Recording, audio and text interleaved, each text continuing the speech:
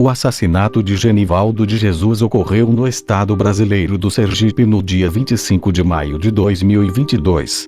Neste dia, Genivaldo de Jesus Santos, um homem negro diagnosticado com esquizofrênia, foi torturado e assassinado pela Polícia Rodoviária Federal, PRF, em Umbaúba, Sergipe, Brasil, utilizando uma câmara de gás improvisada.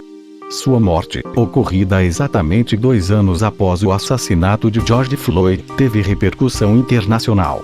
A Polícia Rodoviária Federal tentou blindar os policiais e a investigação foi prorrogada 3 vezes, porém os 3 envolvidos na morte foram denunciados no Ministério Público Federal por tortura, abuso de autoridade e homicídio qualificado. Os outros 2 policiais, que assinaram o boletim de ocorrência, porém, não foram denunciados. Local do crime: Umbaúba, Sergipe, Brasil. Data: 25 de maio de 2022. C11, UTC3. Tipo de crime: assassinato. Arma: S. Gás lacrimogêneo. Vítimas: Genivaldo de Jesus. Réu: S. Paulo Rodolfo Lima Nascimento, William de Barros Noia, Kleber Nascimento Freitas. Advogado de defesa: Glover Castro. Situação: réus denunciados por tortura, abuso de autoridade e homicídio qualificado no Ministério Público Federal. Antecedentes: Genivaldo de Jesus. Genivaldo de Jesus Santos tinha 38 anos, era aposentado em virtude da esquizofrênia e tomava remédios de uso controlado havia 20 anos. Era casado com Maria Fabiana dos Santos, tinha um filho de 7 anos e um enteado de 18. Morava em uma casa de apenas 2 cômodos, no bairro Simples da cidade de Umbaúba, sul do estado de Sergipe. Em 2016, Genivaldo entrou em processo judicial referente a uma abordagem de policiais militares. Ele se recusou a ser revistado, por não compreender o que os policiais pediam. Devido à sua esquizofrênia, ficou comprovada a incapacidade de entender o ato cometido e foi absolvido. Polícia Rodoviária Federal. A PRF já havia se envolvido em polêmicas anteriormente. No dia 24 de maio, ela auxiliou o BOP em uma operação que deixou 23 mortos na Vila Cruzeiro. Sua participação foi questionada, pois a operação não envolvia ações em rodovias federais. No dia 1 de junho, a Folha de S. Paulo publicou matéria mostrando que apenas 2 dias antes do assassinato de Genivaldo, 2 jovens de 16 e 21 anos estavam em uma moto com documentos irregulares e sem capacete, quando foram algemados pela PRF e agredidos com tapas e pisões. A Escola Preparatória para Policiais Alfacom também ficou em destaque. A escola está localizada em Cascavel, no Paraná, e foi denunciada no dia 28 de maio por Douglas Belchior, militante do movimento negro. Matérias do UOL e da Ponte Jornalismo revelaram que não foi a primeira vez que a escola esteve em evidência na mídia. Também existem conexões entre a família Bolsonaro e a escola, já que o presidente Jair Bolsonaro fez propaganda para a Alfacom em seu Instagram. Eduardo Bolsonaro falou durante um curso em julho de 2018 que bastaria um cabo e um soldado para fechar o STF. O curso ministrava aulas de tortura para os alunos, incluindo a usada para matar Genivaldo. Além disso, vídeos mostravam professores fazendo diversas alusões ao crime, desde assassinato até racismo. O ministro da Justiça e Segurança Pública, Anderson Torres, afirmou que a morte por asfixia de Genivaldo de Jesus Santos, em Sergipe, foi um ato isolado da Polícia Rodoviária. Tenho toda a certeza que esse ato foi um ato isolado, não condiz com a realidade da Polícia Rodoviária Federal e estamos diante, hoje, com toda a certeza, de uma das melhores instituições do mundo, a PRF. Os números são impressionantes, tem ajudado muito na diminuição dos crimes e ajudado muito a sociedade brasileira a ter dias um pouco melhores diante do problema grave de segurança pública que o país vive, disse Torres. O diretor-geral da PRF, Silvinei Vasquez, também afirmou que o que aconteceu em Sergipe nunca foi ensinado em nenhuma escola da Polícia Rodoviária Federal, na nossa universidade. Em nenhum curso da instituição ocorreu algum tipo de orientação para aquele procedimento e a instituição entende que aquele fato é grave e vai trabalhar para a devida apuração. O ministro também foi questionado por que o presidente Jair Bolsonaro não é multado ao realizar motocicletas sem usar capacete, equipamento de segurança obrigatório. Existem leis específicas que regulamentam a segurança do presidente da República. E essas leis remetem a segurança à presidência da República. Então, não cabe a mim, não cabe à Polícia Rodoviária Federal. Não é prevaricação. É uma lei específica sobre a segurança e a participação do presidente em eventos públicos, privados, em qualquer tipo de evento. Não é atribuição da Polícia Rodoviária Federal dizer ao presidente como ele vai e de que forma ele vai ou não vai. A escola passou a ser investigada pelos Ministérios Públicos de São Paulo e do Paraná por pedidos, respectivamente, do PSOL e da Uneafro Brasil, junto com o Instituto de Referência Negra Peregum. Ambos os pedidos também incluíam o fechamento da escola.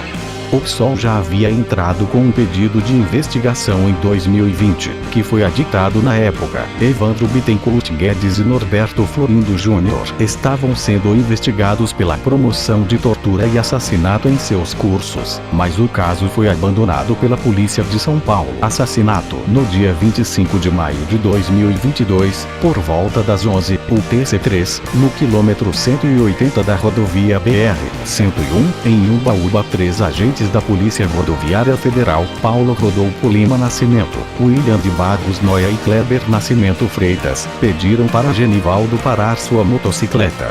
Ele sabia pilotar o veículo, mas não possuía a Carteira Nacional de Habilitação, CNH, e não estava utilizando capacete. Motivo da abordagem: o sobrinho da vítima, o Alisson de Jesus, que estava próximo, afirmou que Genivaldo atendeu todos os comandos.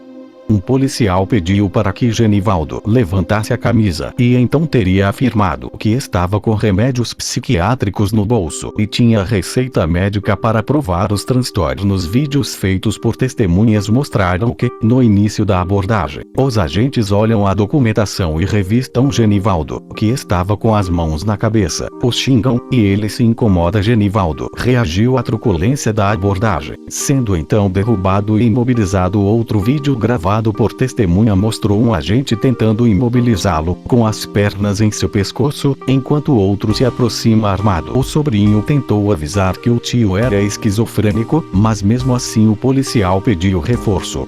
Logo depois chegaram uma moto e mais uma viatura. Segundo o Alisson, os policiais começaram a torturar Genivaldo, lançando spray de gás-pimenta contra ele, além de desferir chutes nas pernas e pisões na cabeça. Na tentativa de imobilização, os policiais usaram a técnica conhecida como mata-leão. Testemunhas disseram que ele foi agredido por cerca de 30 minutos. Em seguida, ele foi colocado na viatura com a mão para trás, ficando com as pernas para fora.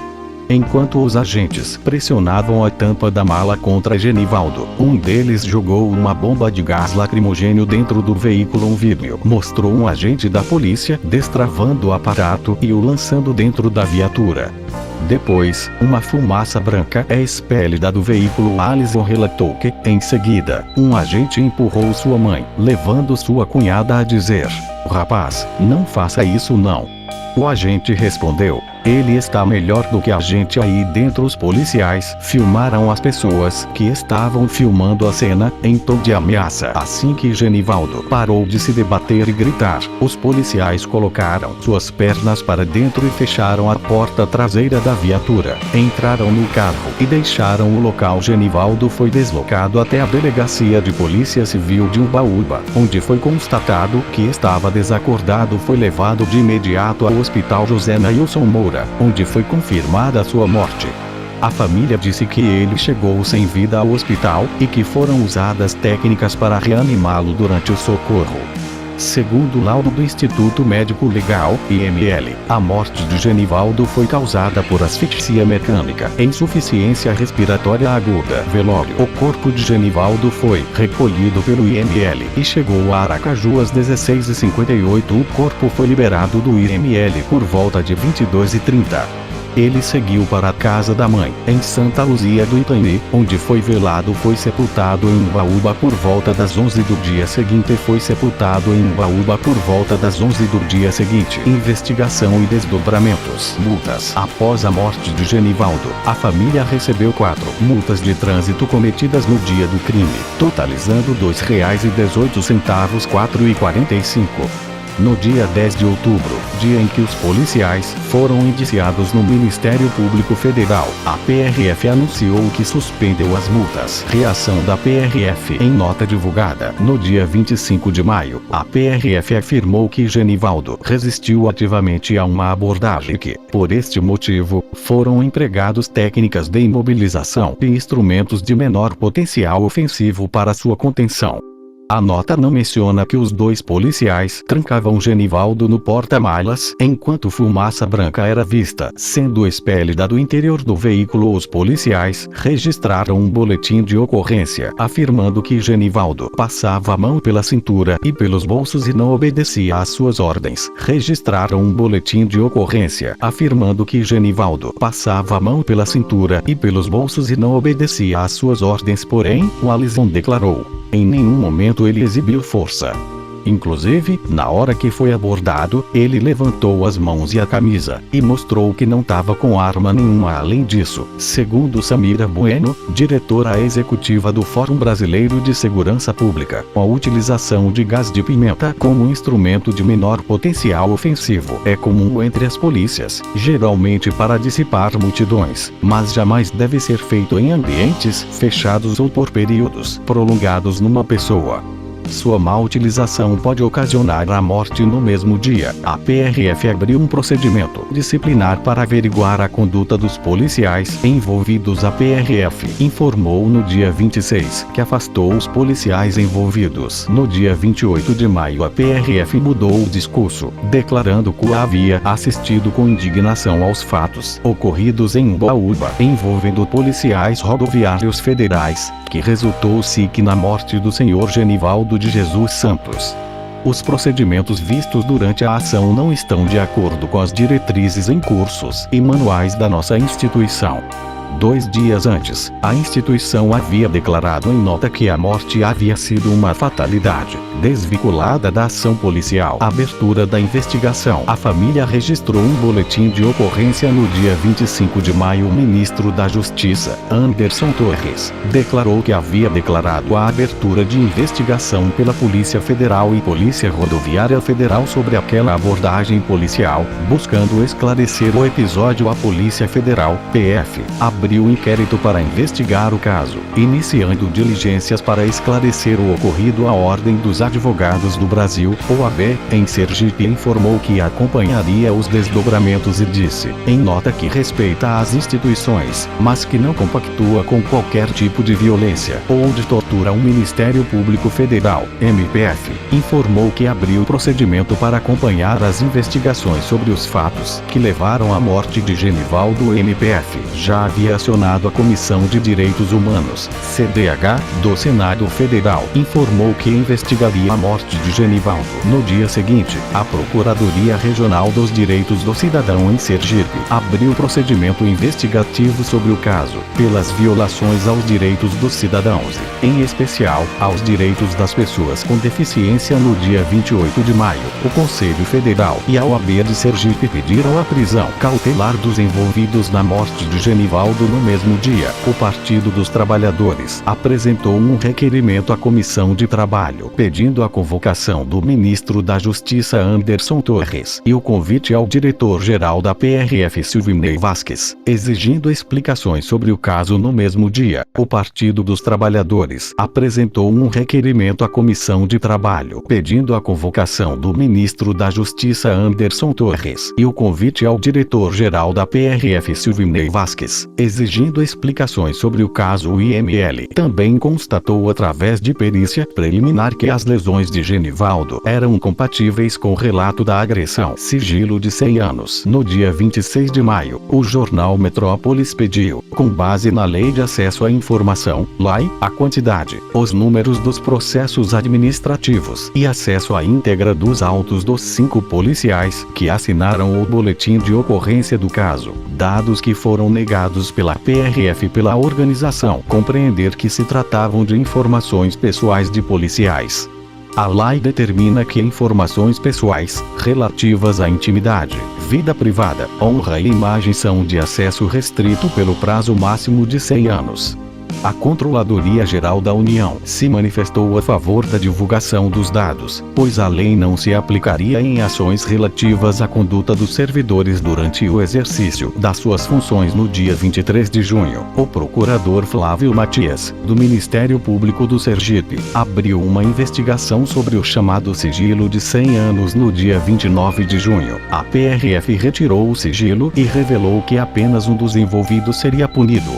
Porém, Kleber Nascimento Freitas foi punido apenas por não renovar sua CNH e por não inserir um boletim de acidente no sistema BR Brasil. O Metrópolis continuou insistindo, e no dia 5 de agosto o caso foi levado à Procuradoria-Geral da República.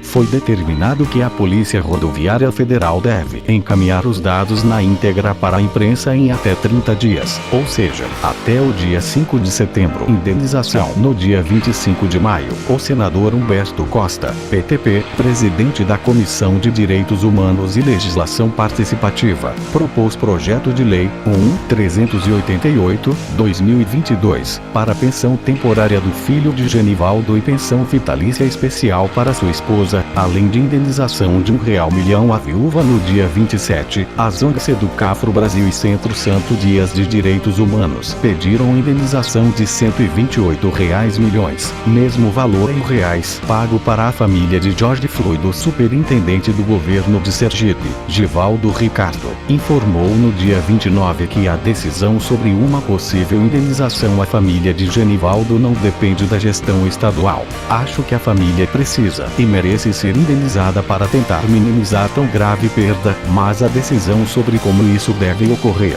valores e quem deve indenizar não depende de decisão do Poder Executivo Estadual.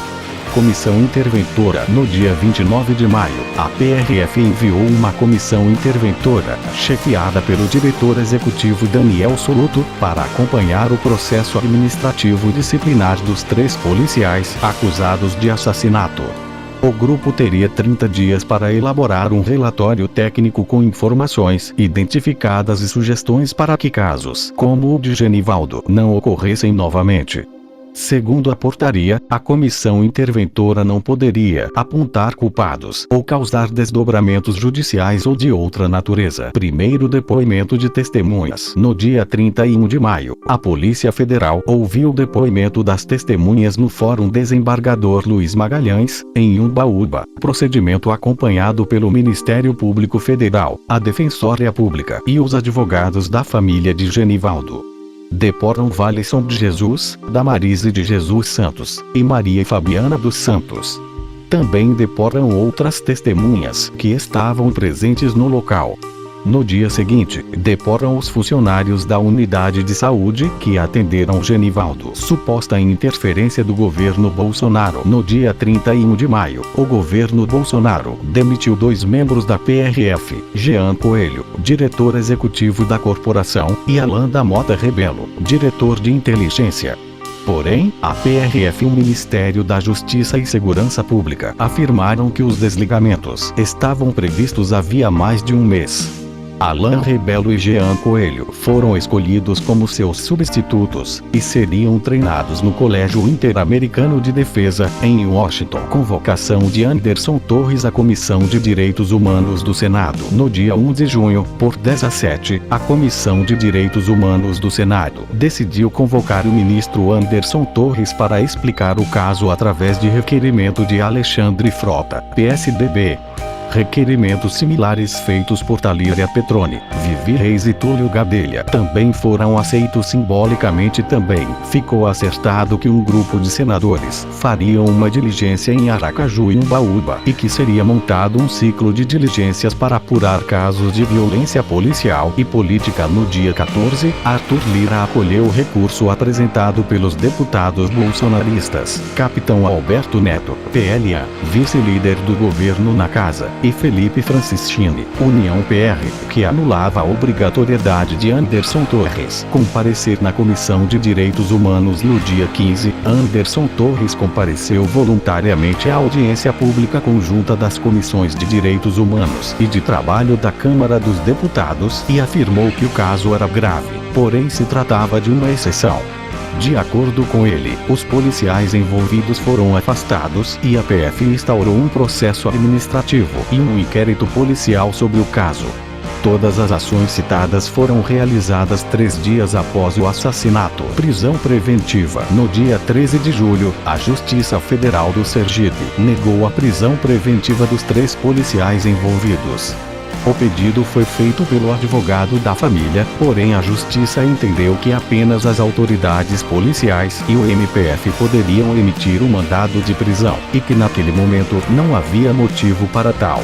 A família argumentou que houve fraude processual, já que os policiais afirmaram no boletim de ocorrência que Genivaldo havia morrido de um mal súbito.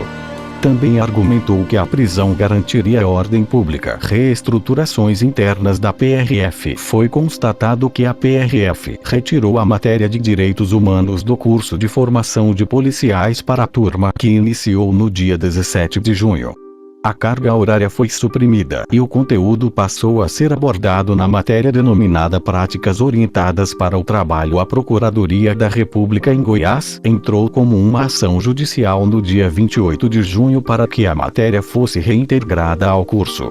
O MPF também pediu que a portaria do diretor-geral da PRF, Silvinei Vasques, fosse revogada, por extinguir as comissões de direitos humanos da corporação. No dia 19 de julho, a PRF divulgou documento onde instruía policiais a como lidar com abordagens de pessoas com problemas mentais.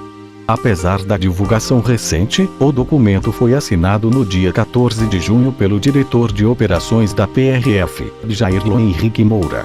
O documento possui 18 diretrizes, incluindo evitar o contato físico, não ameaçar a pessoa em crise com prisões e a reduzir sinais luminosos e sonoros da viatura durante a abordagem. Os agentes também são instruídos a pedirem ajuda ao SAMU ou ao Corpo de Bombeiros Militar.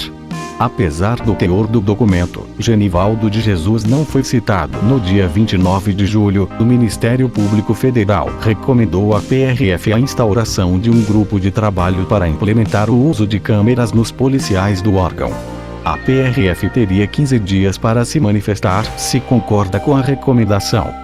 Em caso positivo, o MPF recomendou que o planejamento fosse feito em 60 dias e a implementação em 120 dias. Primeira e segunda prorrogação do inquérito. No dia 21 de junho, a polícia pediu ao MPF mais 30 dias para concluir o inquérito sobre a morte de Genivaldo, alegando faltar perícias feitas pelo Instituto Nacional de Criminalística, em Brasília, quanto pelo Instituto Médico Legal de Sergipe. Pedido similar com a mesma justificativa foi feito no dia 27 de julho. A prorrogação foi concedida pelo Ministério Público Federal em Sergipe e passou a valer no dia 29, segundo o depoimento de testemunhas. No dia 27 de julho, as testemunhas foram intimadas a serem ouvidas novamente na Delegacia de Polícia Civil da cidade de Umbaúba, desta vez em depoimento para a PRF.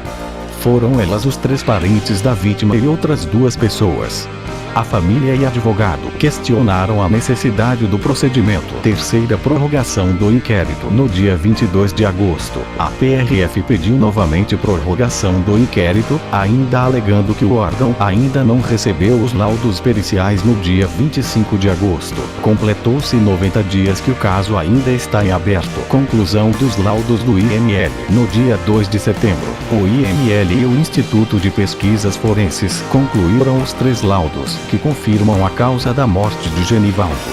O laudo anatomopatológico revelou que houve uma grande reação inflamatória, que fechou suas vias respiratórias. O laudo toxicológico evidenciou que Genivaldo estava apenas sob o efeito do antipsicótico quetiapina, usado para tratar esquizofrenia. Também não havia em seu sangue uma concentração alta de carboxihemoglobina, não sendo portanto a causa de sua morte. Porém, outras substâncias tóxicas foram formadas durante a detonação da bomba de gás lacrimogênio, como o 2-cloromalhomitrila, monóxido e dióxido de carbono e ácido clorídrico, que são capazes de provocar asfixia. Ainda foi feito o laudo cadavérico. Os laudos foram enviados para a Polícia Federal e ao Instituto Nacional de Criminalística, que iria emitir um laudo de local de crime. O inquérito final foi finalizado no dia 26 de setembro. Nele, a Polícia Federal indiciou por abuso de autoridade e homicídio qualificado por asfixia e sem meios de defesa os 3 policiais que participaram da ação. O laudo aponta que Kleber Nascimento Freitas jogou spray de pimenta ao menos 5 vezes na vítima, e Paulo Rodolfo Lima Nascimento lançou uma granada de gás lacrimogênio na viatura. O Fantástico, revista eletrônica da TV Globo, obteve informações sobre o laudo e publicou uma matéria no dia 9 de outubro. Pela análise das imagens, constatou-se que Genivaldo ficou preso em meio aos gases tóxicos por 11 minutos e 27 segundos.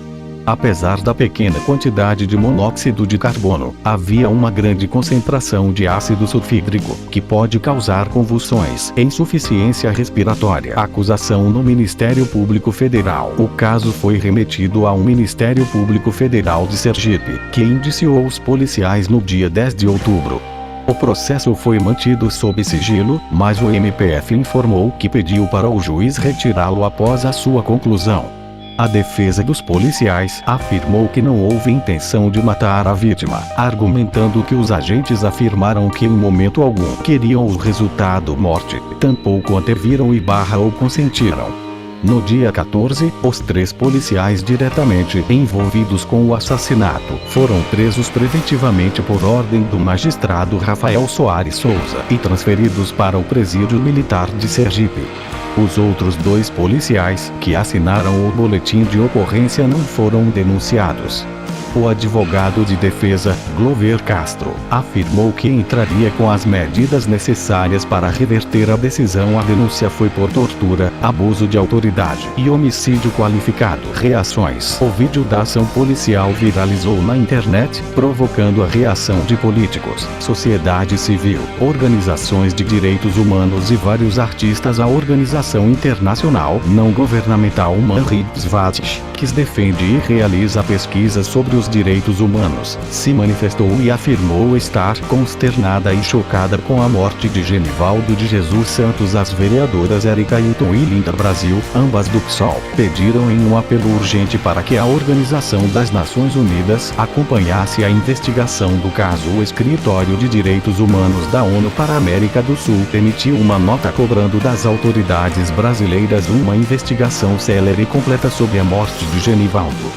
Jean Jarab, chefe do escritório, afirmou que o caso, em si chocante, mais uma vez coloca em questão o respeito aos direitos humanos na atuação das polícias no Brasil, citando também casos como a chacina da Vila Cruzeiro. O Fórum Brasileiro de Segurança Pública emitiu uma nota, escrevendo que a morte de Genivaldo Jesus Santos chocou a sociedade brasileira pelo nível de sua brutalidade, expondo o despreparo da instituição em garantir que seus agentes obedeçam a procedimentos básicos de abordagem que orientam os trabalhos das forças de segurança no Brasil. A Comissão de Defesa dos Direitos Humanos Dom Paulo Evaristo Arns defendeu a prisão dos policiais envolvidos e que esperava que as responsabilidades individuais pelo crime fossem prontamente apuradas, para o que considerou ter sido uma execução sumária, e pediu à ONU para relembrar ao Brasil as suas obrigações de respeito aos direitos humanos, pela ratificação de tratados internacionais,